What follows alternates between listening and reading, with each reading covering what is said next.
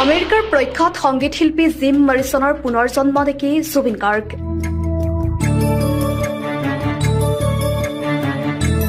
Gym মৰিছনৰ পুনৰ্জন্ম হিচাপে জন্ম লৈছিল নেকি হাৰ্টথ্ৰব জুবিন গাৰ্গে।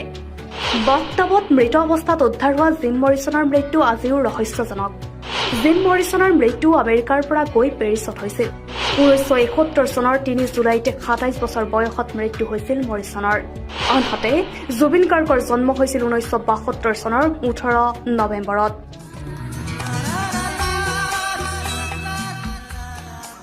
মৰিছনৰ মৃত্যুৰ ঠিক এবছৰ পিছতে জুবিন গাৰ্গৰ জন্ম।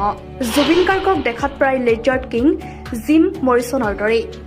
জিম মৰিছন আৰু জুবিন গাৰ্গ দুয়োজনৰ মাজত আছে যথেষ্ট সাদৃশ্য। অসমৰ প্ৰাণৰ শিল্পী জুবিন গাৰ্গ বাৰু আমেৰিকাৰ প্ৰখ্যাত সংগীত শিল্পী জিম মৰিছনৰ পুনঃজন্ম নেকি? হাৰ্টথ্ৰব জুবিন গাৰ্গে জিম মৰিছনৰ পুনঃজন্ম হিচাপে জন্ম লৈছিল নেকি? এই চৰ্চা এতিয়া সামাজিক মাধ্যমত। কিয়নো জিম মৰিছন আৰু জুবিন গাৰ্গৰ মাজত আছে বহুখিনি সাদৃশ্য। বহু ক্ষেত্ৰতে আছে দুয়োগৰাকী শিল্পীৰ মিল। এগৰাকী যদি হামিং কিং হিচাপে বিশ্বই চিনি পায়, তেনেদৰে জিম মৰিছনক লেজাৰ্ড কিং হিচাপে বিশ্বই চিনি পায়। জিম মৰিছনৰ জন্ম 1943 চনৰ 8 ডিচেম্বৰ তাৰিখে ফ্লৰিডা মেলবৰ্ণ চহৰত হৈছিল। জিম আছিল আমেৰিকান গায়ক, গীতিকাৰ, কবি, যি ৰক বেণ্ড দ্য ডৰ্ছৰ মুখ্য কণ্ঠশিল্পী আৰু প্ৰধান গীতিকাৰ আছিল।